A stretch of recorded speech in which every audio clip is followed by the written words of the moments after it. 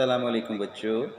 آج جو کہانی ہم آپ کو سنانے جا رہے ہیں اس کا عنوان ہے ایک تھی شہزادی۔ مصر کے جنگل میں ایک شہزادہ چند بکریاں چراتا اور ان سے حاصل ہونے والے دودھ اور جنگل کے پھلوں پر گزارا کرتا۔ وہ تھا تو شہزادہ، مگر نہ تو اس میں شہزادوں والا غرور تھا، نہ ہی وہ جاہو جلال۔ وہ عام انسانوں کی طرح زندگی بسر کرتا، روکھی سوکھی کھاتا، بیشتر وقت اپنی رعایا کی خدمت اور خدا کی یاد میں بسر کرتا۔ اس کی نیک چلنی کا پوری ریاست میں چرچا تھا۔ اس سے یہ خصوصیات اپنے رحم دل باپ سے وراثت میں ملی تھیں۔ ایک دن شہزادہ معمول کے مطابق رعایا کے مسائل سننے کے بعد جنگل میں دنیا سے بے نیاز خدا کی یاد میں مہو تھا کہ اس نے دیکھا کہ ایک غریب لکڑہارا اپنے گدھے کو ساتھ لیے ہوئے لکڑیاں کاٹ رہا ہے اور اس سے باتیں بھی کیے جا رہا ہے۔ حالانکہ اس سے معلوم تھا کہ نہ تو گدھا اس کی بات سن رہا ہے اور نہ ہی سمجھ رہا ہے، اور پھر وہ زور قطار رونے لگا۔ شہزادہ یہ دیکھ کر بہت حیران ہوا کہ لکڑہارا روزانہ لکڑیاں کاٹتا، گدھے سے کچھ باتیں کرتا اور پھر پھوٹ پھوٹ کے رونے لگتا۔ چند روز یہی معاملہ رہا۔ جب رحم دل شہزادے سے اس کا رونا دیکھا نہ گیا اور وہ یہ گتھی سلجھانے میں ناکام رہا تو بالآخر درخت کی اوٹ سے باہر آ گیا اور لکڑہارے سے پوچھا، اے لکڑہارے، تیرے اس طرح بلک بلک کر رونے کی وجہ کیا ہے؟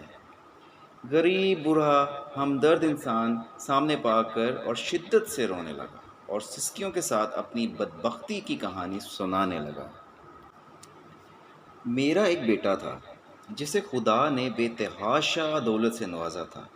ہر طرح کا عیش اسے میسر تھا، مگر اس دولت کا غرور اس کے تن بدن پر اس قدر حاوی ہو چکا تھا کہ اسے اپنی دولت کے سوا کچھ دکھائی نہ دیتا تھا۔ اپنے غریب رشتہ داروں کو دھکے دیتا، انہیں ذلیل و رسوا کرتا۔ پھر اس کی بربادی کا دن آ گیا اور میری دور کی ایک رشتہ دار دوسری ریاست سے میرے گھر سوالی بن کر آئی، یہ سوچ کر کہ مشکل میں اپنے ہی کام آتے ہیں۔ وہ بہت غریب تھی، اس کی بیٹی کی شادی قریب تھی مگر کوئی انتظام نہ ہو پایا تھا۔ اسے کچھ رقم کی ضرورت تھی۔ وہ اللہ کی نیک بندی بیشتر وقت عبادت میں گزارا کرتی تھی، مگر میرا بیٹا دولت کے نشے میں اندھا ہو چکا تھا۔ اس نے عورت کو دھکے مار کر گھر سے نکال دیا۔ یہی وہ وقت تھا جب ہماری بربادی شروع ہوئی۔ اسی رات سرخ آندھی چلی، بجلی کڑکی اور تیز بارش ہوئی۔ میں اور میرا بیٹا اپنے نرم بستر پر میٹھی نیند سو رہے تھے اور وہ عورت پوری رات ہمارے دروازے سے لگی روتی رہی۔ شدید طوفان اور رات کے گھنے اندھیرے میں دوسری ریاست واپس جانا اس کے لیے ممکن نہ تھا، اور وہ ضعیف عورت پوری رات اس طوفان مقابلہ کرتی رہی اور میرے بیٹے کو رحم نہ آیا۔ صبح جب میری آنکھ کھلی تو مجھ پہ قیامت ٹوٹ پڑی۔ میرا بیٹا گدھے کی صورت اختیار کر چکا تھا۔ گھر کا سارا سامان آسمانی بجلی گرنے سے جل کر خاک ہو چکا تھا۔ سب کچھ برباد ہو گیا تھا۔ اس سب میں میرا قصور یہ ہے کہ میں نے اپنے بیٹے کو غرور اور تکبر کرنے سے نہ روکا، برائی کی طرف بڑھتا ہوا کوئی قدم نہ روکا۔ اور اب یہ عالم ہے کہ میں جنگل سے لکڑیاں کاٹتا ہوں اور اپنے ہی بیٹے پہ لاد کر بیچنے لے جاتا ہوں، اور اسی سے ہم باپ بیٹے کا گزارا چلتا ہے۔ یہ سب سن کر شہزادے کی آنکھیں نم ہو گئیں اور وہ لکڑہارے سے مخاطب ہوا، اے ضعیف انسان، تو نے بہت ظلم کیا۔ بے شک برائی پر خاموش رہنا اور اسے نہ روکنا اس کا ساتھ دینے کے مترادف ہے۔ تو نے اپنے بیٹے کو برائی سے نہ روکا، مجھے تیری حالت پر افسوس ہے۔ اب میں اپنی اس غریب رشتہ دار کی تلاش میں مارا مارا پھرتا ہوں، اس کی تلاش مجھے رلاتی ہے۔ شاید وہ میری امداد کر سکے، وہ مجھے مل جائے، میں اس سے معافی مانگوں گا۔ شاید میرے گناہوں کا ازالہ ہو سکے، مگر افسوس وہ مجھے کہیں نہیں ملتی۔ یہ کہہ کر لکڑہارا رونے لگا۔ شہزادے نے اس کے آنسو پوچھتے ہوئے کہا، تو اپنے گناہوں کی معافی اللہ سے مانگ، وہ بہت رحیم ہے۔ اگر اس نے تجھے معاف کر دیا تو وہ تجھے اس عورت تک پہنچانے کا کوئی نہ کوئی سبب ضرور بنا دے گا، وہ بہت مہربان ہے۔